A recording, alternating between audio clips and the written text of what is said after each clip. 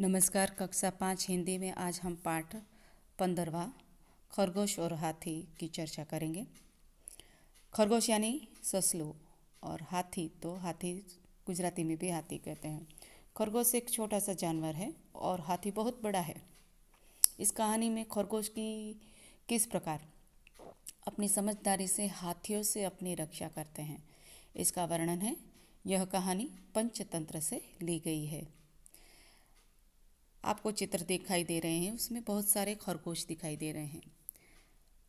खरगोश थे वो एक झील के किनारे रहते थे और झील के किनारे जो जमीन थी उस जमीन के नीचे छेद बनाकर रहते थे। चलो आइए पाठ में आगे बढ़ते हैं। एक जंगल था। जंगल में एक सरोवर था। सरोवर के किनारे गीली जमीन थी। गीली यानी भीनी जमीन।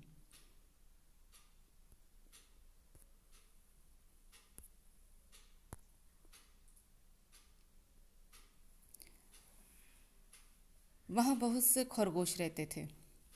खरगोशों के लिए बिल ज़मीन के अंदर थे।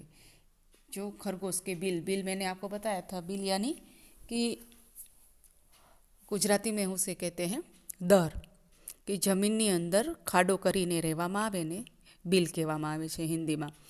तो इसी प्रकार खरगोश भी बिल में रहते थे। गीली ज़मीन यानी कि भीनी ज़मीन के नीचे एक होल बनाकर, छेद बनाकर वो रहते थे। वे दिन भर इधर उधर कूदते रहते थे। नरम नरम घास खाते, रात को अपने घरों में सो जाते। वे सब बहुत प्रसन्न थे। उसी जंगल में कुछ हाथी आ गए। हाथियों के झुंड में कुछ शरारती हाथी थे। वे अपनी सूंड से छोटे छोटे पेड़ तोड़ देते थे। तो अब यहाँ पर इसी जंगल में शांति से खरगोश रह रहे थे। सरोवर के किनारे हंसी मजाक करते थे और खेलते रहते थे।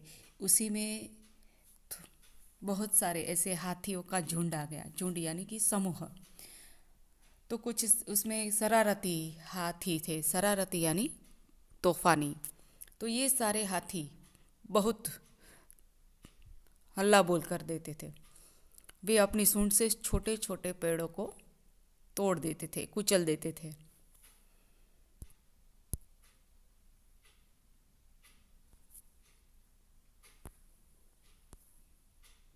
पौधे कुचल देते।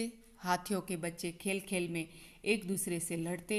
कभी एक छोटा हाथी नीचे होता तो कभी दूसरा। हाथी पानी से बहुत प्यार करते हैं। वे सूंड से पानी भर भर कर नहाते थे, फिर सरोवर के किनारे मिट्टी में लौटते थे। नरम जमीन उनके भार से दब जाती थी। साथ ही कई खरगोश परिवार भी दब जाते थे। इससे खरगोश बहुत दुखी थे। मैंने आपको पहले भी बताया कि खरगोश कहाँ रहते थे, सरोवर के किनारे रहते थे। वहाँ पर जो गीली ज़मीन थी उसके नीचे छेद बनाकर रहते थे।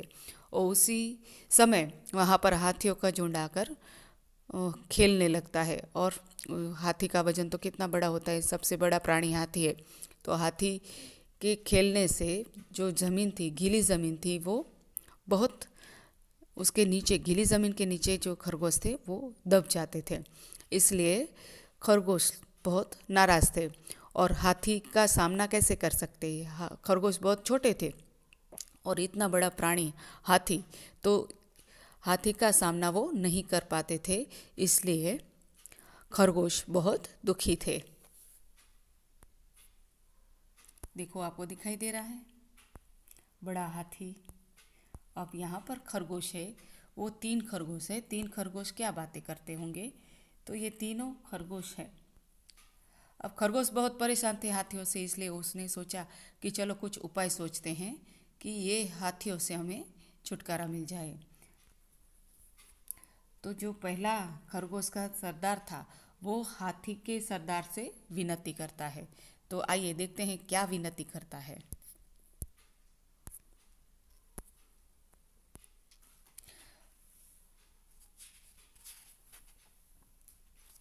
खरगोश के सरदार ने एक उपाय सोचा। कुछ चुने हुए खरगोशों के साथ वह हाथियों के सरदार के पास गया।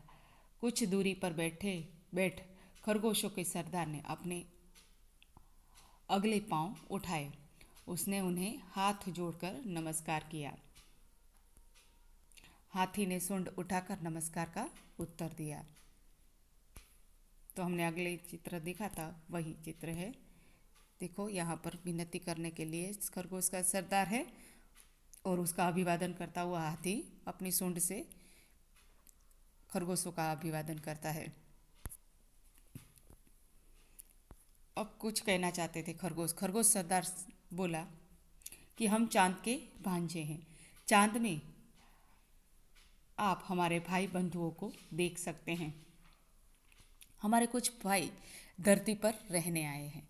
अब यहाँ पर जो खरगोश है वो खरगोश कहते हैं कि चांद के भांजे हैं हम। यानी चांद कैसा होता है? चंद्र। चंद्र का रंग भी सफ़ेद होता है और खरगोश का रंग भी सफ़ेद होता है। और खरगोश क्या कहते हैं कि चांद के हम भांजे हैं। भांजे यानी मामा, भाणेज, गुजराती में कहेवाय भाणेज। तो हम चांद के भांजे हैं, ऐसा खरगोशों ने कहा हाथी से। और ऐसे ही कुछ भाई बंधु है जो ज़मीन के नीचे रहने आए हैं। अब आगे देखते हैं।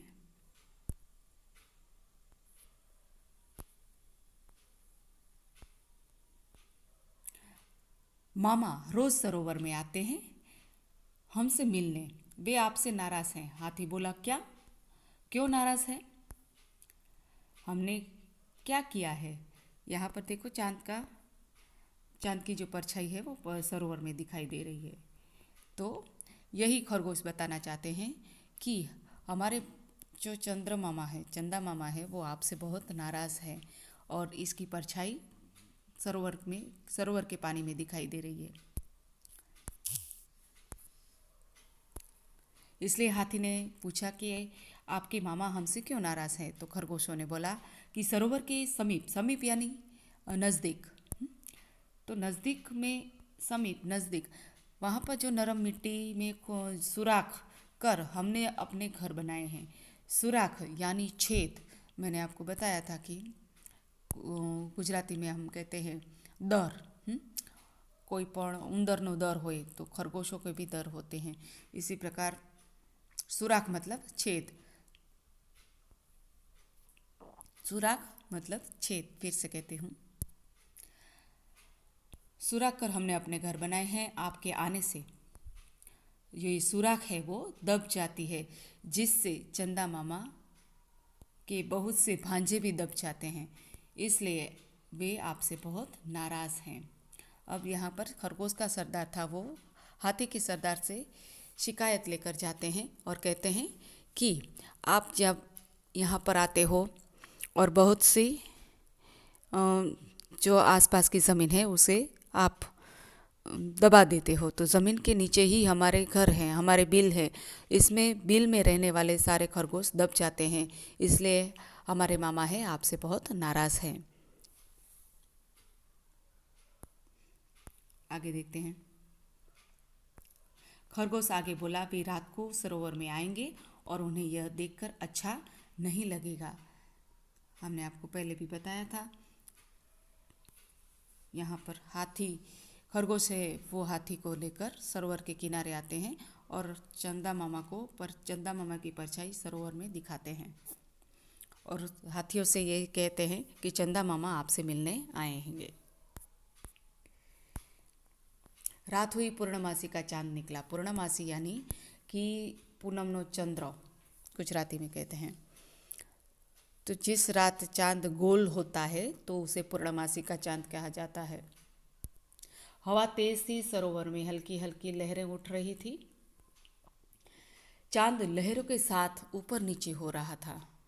हाथी और खरगोश वहां पहुंच गए। खरगोश बोला, देखिए महाराज, चंदा मामा आपसे बहुत गुस्सा है और वो गुस्से से काँप रहे हैं। आप जल्दी यहाँ से दूर चले जाएं, लगता है मामा बहुत नाराज़ हो रहे हैं। हाथियों के सरदार ने अपने झुंड की तरफ देखा। सभी डर गए थे। सरदार ने अपनी सूंड ऊपर उठाई। सभी हाथियों ने ऐसा ही किया। अब सरदार बोला, चमकते हुए चांद को हमारा नमस्कार। हम अपनी गलती मानते हुए आपसे क्षमा मांगते हैं, माफ़ी मांगते हैं। आप हमें क्षमा करें, हम अभी दूसरे जंगल में चले जाते हैं। अब ऐसा काम नहीं करेंगे जिससे दूसरों को तकलीफ हो। तो इसी प्रकार खरगोशों ने अपनी युक्ति से, सूझबूझ से इन बड़े बड़े हाथियों के झुंड से छुटकारा पाया। चांद की परछाई होती है, चांद की परछाई सरोवर के किनारे पड़ रही थी और सरोवर में उसकी परछाई हवा के कारण जो पानी की लहरें चल रही थी, उस लहरों में चांद की परछाई भी हिल रही थी। तो खरगोशों ने ये युक्ति सोची और कहने लगे कि चांद बहुत क्रोधित हो गए हैं आप पर। इसलिए हाथी भी घबरा गए और वहाँ से निकलने का निश्चय किया और सभी हाथी के झुंडों ने वहाँ से निकलने का निश्चय कर खरगोशों से कहा कि अब हम कभी यहाँ पर नहीं आएंगे और दूसरों को कभी तकलीफ नहीं पहुँचाएंगे। अब यहाँ पर शब्दार्थ दिए गए हैं, वो देख लेते हैं। सरोवर यानी झील, परिवार तो एक घर में रहने वाले लोग, बंधु यानी भाई, कुचलना तो दबाना, क्षमा यानी माफ़ी मांगना, सुराग तो छेद, पूर्णमासी तो जिस रात चांद गोल होता है, और भांजा यानी कि बहन का लड़का, और समीप मतलब नज़दीक। और इसमें एक मुहावरा भी है, गुस्से से कांपना तो क्रोधित होना। तो यहाँ पर हमारा पाठ पूर्ण होता है। आगे प्रश्नों की चर्चा करेंगे। चलो बच्चों, बाय।